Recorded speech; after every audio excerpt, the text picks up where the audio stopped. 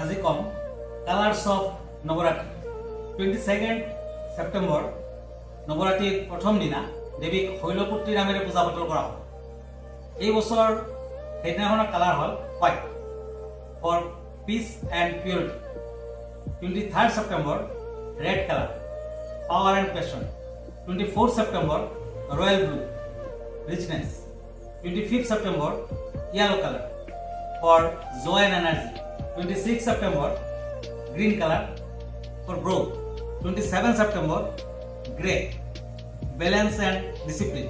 28 September orange color for positivity. 29 September peacock green for growth and prosperity. 30th September pink color love and harmony. গতিকে এইকেইটা colour যদি নৱৰাত্ৰিৰ 9 দিন আপুনি use কৰে তেতিয়া নিশ্চয় দেৱীৰ আশীৰ্বাদ লাভ কৰিব পাৰিব আৰু নৱগ্ৰহৰ আশীৰ্বাদ পাব। জয় মা।